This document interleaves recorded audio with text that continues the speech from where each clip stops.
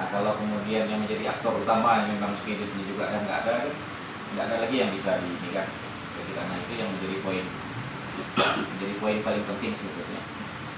Sehingga tentu untuk membantu itu ada beberapa hal yang penting, sebenarnya penting juga untuk diketahui secara bersama, terutama oleh teman-teman yang katakanlah berada dalam struktur kepengurusannya, kepengurusan lembaga ini.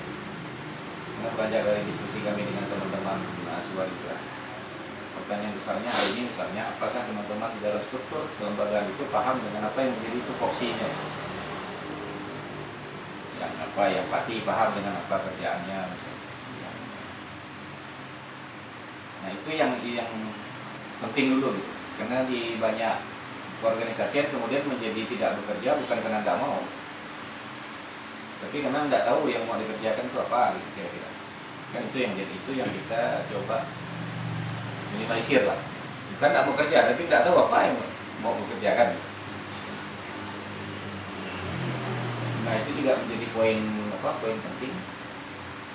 Ini dalam konteks kelembagaan kita ini, kita mencoba untuk memenuhi beberapa persyaratan administratif gitu ya.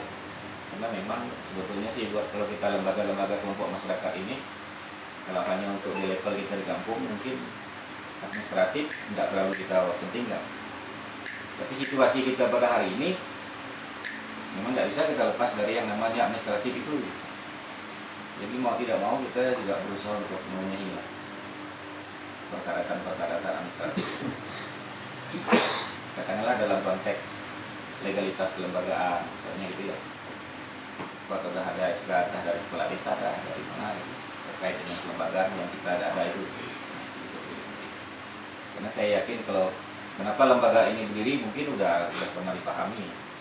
Cuman yang lebih penting lagi adalah bagaimana menyampaikan kenapa kita membentuk kelompok ini, kenapa kita melindungi kawasan ini kepada semua masyarakat yang ada. Itu yang menjadi penting. Kalau di levelnya teman-teman pengurus, saya yakin itu clear lah gitu ya. Kenapa kita membuat pasal A, pasal B, pasal C ini gitu. Terus ada kawasan yang kita lindungi, pasti kita paham. Nah, persoalannya adalah karena ini lahannya lahan komunal, artinya kan lahan milik bersama semua kita di kampung kan gitu. Nah, menjadi tantangan buat kita adalah mensosialisasikanlah hal ini kepada masyarakat kita yang lain, supaya ada dukungan. Nanti kita bikin perencanaan ABC, kalau dukungan nggak ada kan juga susah. Nah, saya kira itu menjadi momen yang momen ini menjadi penting nanti bantuannya ini Bang Hasan untuk fasilitasi teman-teman dalam konteks menguatkan kembali spirit itu kepada kawan-kawan semua. Gitu. Bahwa apa yang kita lakukan sebetulnya bukan hal yang sia-sia, karena tetap ada manfaatnya buat kita. Kemudian kaitannya dengan kalau saya lihat di output kegiatan kan untuk menyusun rencana kerja untuk 2022 ya. Nah, mungkin itu nanti sehingga ketika udah paham dengan tupoksi kita, nah kira-kira kita mau apa 2022 di tahun 2022. Nah itu mungkin yang juga menjadi output penting sehingga nanti yang rencana kerja ini menjadi dokumen untuk mengingatkan kita bersama, oh ternyata kita punya rencana kerja ini di 2022. Bagaimana pelaksanaannya dan segala macam kan gitu. Karena di tingkat yang lain gitu ya, di tingkat yang lain kami juga berupaya untuk mendorong di dalam dalam 2022 2023 ini nanti ada keluar kebijakan di level kabupaten untuk melindungi kawasan-kawasan kita ini gitu. Tidak hanya kawasan kita yang di Pasar ini, tapi semua kawasan yang ada di Bali. Nah tentu ini berangkatnya juga dari apa yang sudah kita lakukan. Berangkat dari apa yang sudah kita lakukan, mudah-mudahan nanti pemerintah juga punya konsen yang sama terhadap kita. Apalagi akhir-akhir ini misalnya dengan persoalan bencana dan segala macam, saya kira konteksnya nyambung lah. Kenapa kemudian kita memang harus ada kawasan-kawasan yang harus kita lindungi. Karena apapun ceritanya tetap kalau dari hasil analisis semuanya muaranya itu memang muaranya kepada kawasan tutupan hutan. Salah satu yang menjadi penyebab banjir gitu ya. Larinya itu ke tutupan hutan yang sudah semakin berkurang, ya. Tambah lagi dengan isu-isu pendangkalan sungai, ya. Nah inilah beberapa hal. Jadi maksud saya kita tetap aja jalan dengan ini keyakinan kita. Karena kalau bicara bencana ini memang ketika bencana terjadi kita semua tuh kemudian menjadi mau bersahabat dengan alam. Mulailah orang banyak, wah kita harus bersahabat. Betul, pada saat terjadi bencana. Pada saat situasi normal, 2-3 bulan apa segala macam, dah tidak ada lagi yang ngomong, gue tidak bisa kok, kita harus tetap bersahabat, tidak ada ngomong gue. Kita lupa lah semua dan itu. Tapi begitu nanti momen bencana datang dia, memang kok kita aja harus itulah. Ini fakta gitu ya, fakta yang memang terjadi. Hampir saya kira hampir di mana-mana lah. Hampir di mana-mana. Jadi katakanlah seperti diskusi kita kemarin di kampung sana, kita punya banyak duit pun, ketika bencana terjadi duit kita yang ada pun habis juga untuk kita yang tadi ongkos ke situ kan. Jadi sebetulnya kalau mau berhitung ya habis di situ juga gitu. Jadi yang menjadi penekanan kita ini adalah bagaimana kita, kalau bahasa Sidaili itu bahasa mitigasi lah. Mitigasi ini artinya kita menyiapkan dari awal sebelum barang ini terjadi kan gitu. Nah inilah sebetulnya itu juga arah kita ke sana. Jadi mudah-mudahan apa yang coba kita jalankan ini pasti ada lah mendatangkan manfaat. Nah perkaranya ini kan ini masalah waktu aja. Mungkin saat ini belum ada yang bisa kita inikan, tapi kan kita nggak tahu ke depan. Nah itu di dalam perencanaan 2022 nanti ini, saya kira mungkin hal-hal yang realistis yang harus kita tampilkan. Realistis dalam konteks memang bisa untuk kita laksanakan. Dan jangan lupa juga dipetakan nanti kira-kira kalau kita punya rencana kerjaan nanti kira-kira kawan kita siapa saja. Bisa jadi kawannya itu tidak ada di sini. Nah di mana, memang itu menjadi PR buat kita untuk bagaimana mengkomunikasikan dengan para pihak yang kita butuhkan bantuannya untuk membantu kita, kira-kira seperti itu. Nah skemanya terserah saja yang apa kalau misalnya kalau skema di pemerintahan itu ada skema perhutanan sosial dan segala macam gitu ya. Atau tetap dengan skema-skema kita di area konservasi kelola masyarakat gitu ya, terserah saja. Karena pada intinya yang menjadi lokus itu sama, itulah dia gitu Pak. Ini hanya bicara masalah skema yang dipakai. Tapi memang akan lebih baik supaya kita mendapatkan dukungan dari pemerintah. Memang kita dekatkanlah dengan apa yang menjadi skemanya pemerintah. Gitu. Nah, saya kira itu yang menjadi poin penting. Jadi kita dekatkan dengan skema-skema pemerintah supaya kita juga mendapat dukungan, mendapat pengakuan dari pemerintah. Saya kira juga menjadi target model masa Sebaju misalnya. Kawan-kawan sudah ada keputusan Bupati terkait masyarakat hukum adatnya. Nah, saya kira juga menjadi PR kita untuk masyarakat di Pasar Bebu dengan Pasar Dirapati. Nah, saya kira itu mungkin menjadi rencana kita yang penting juga untuk mulai dari tahun 2022. Bagaimana kita mendorong ada pengakuan dari pemerintah terhadap dua MAH ini yang dirapati dengan Bebu supaya dia sama nanti dengan Pasar Sebaju kan udah ada SK. Nah jadi kalau ketiganya udah ada SK bupatinya kan berarti posisi udah. Nah tentu nanti berangkatnya bisa jadi berbeda. Kalau program kerja di Bebu dengan dirapati mungkin bisa berangkat dari bagaimana mendorong keluarnya MAH misalnya. Tapi kalau Sebaju kena MAH-nya udah keluar, mungkin bisa jadi dia next-nya gitu, misalnya. Jadi tidak juga mesti sama nih tiga ini. Jadi silakan aja didiskusikan kira-kira apa yang menjadi ini nanti. Karena pada di ujung sananya nanti yang kita ingin adalah wilayah yang kita kelola ini juga mendatangkan manfaat secara ekonomi untuk kita.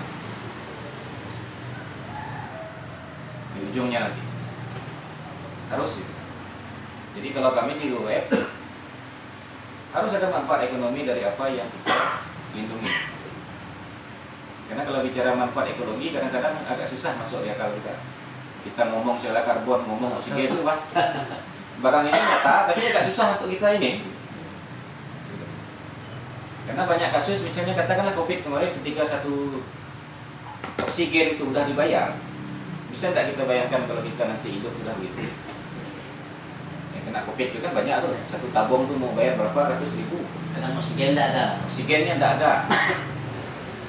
Tapi kan kalau kita bilang masyarakat, nanti kita bisa begini, ini agak susah masuk di otaknya. Padahal itu fakta gitu. Bicara air, kita pun udah menjadi apa? Udah ada seharian lah beli air galon. Padahal dulu di kampung kita aja sungai semua. Nah ini bicara oksigen gitu. Oksigen udah banyak yang beli kan. Zaman COVID-nya. Sekarang ini kita masih bersyukur lah. Karena masih ada hutan yang bisa produksi oksigen untuk kita. Kalau udah tidak ada, aja sama-sama aku beli, yang siapa yang punya duit dia mungkin hidup agak lama. Yang nggak punya duit mungkin nunggu agak lama, kita tidak kucing. Karena ini memang apa faktanya gitu. Jadi ya, cuman kan kalau kita ngomong macam itu, maksudnya kan agak susah. Kalau itu kan udah mulai Bapak Prabowo kenapa kaya kan? Nah itu dan beli oksigen. Padahal hutan itulah yang menghasilkan barang itu, yang ada itu. Gitu. Jadi saya kira spirit lebih jauhnya memang kita berbuat tidak hanya untuk kita, itu intinya. Kalau saya ini Bung Musli sampai hari ini pun masih sama. Kira-kira kita ini berpijaknya di mana itu aja lah hari ini. Walaupun hari ini kita melindungi hutan, dia banyak menghasilkan oksigen. Nah, kita berpijaknya bahwa kita melindungi hutan ini untuk kemaslahatan orang banyak, kira-kira itulah. Karena orang semua kan hidup oksigen dari apa yang kita lindungi, kira-kira itulah. Sesuatu yang tak bisa kita nilai dengan materi. Nah, itu ya. Jadi saya mau nekankan itu sebenarnya. Kalau tidak ada semua bisa dia dengan materi. Nah, yang gini-gini ini kan kita tidak tahu. Setelah kita nanti tidak ada apa segala macam kan gitu loh.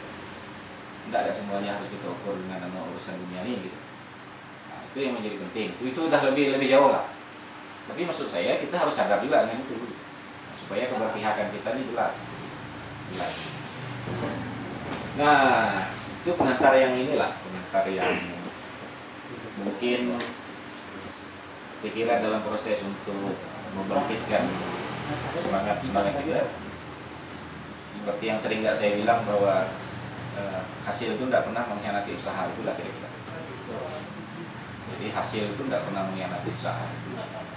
Seperti apa usaha kita, hasilnya itu akan gitu. Nah, kalau kita tidak berusaha, tidak hasil kan kira-kira. Nah, saya kira itu.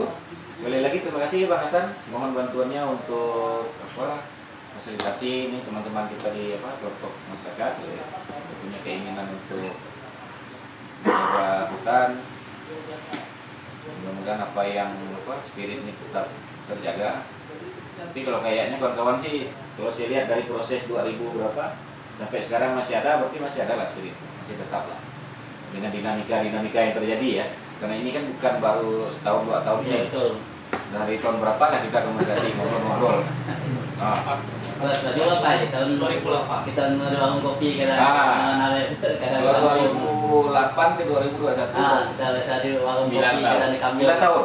9. Jadi kalau 9 tahun kita masih bisa bertemu dengan spirit yang sama, nah itulah yang kita tadi. 13 tahun. Itu bukan proses yang 3 kepala desa. 3 periode kepala desa. Kalau seperti Lengkong, aku pan jadi kepala desa kemarin Bang. Betul. Pan jadi kepala desa aku.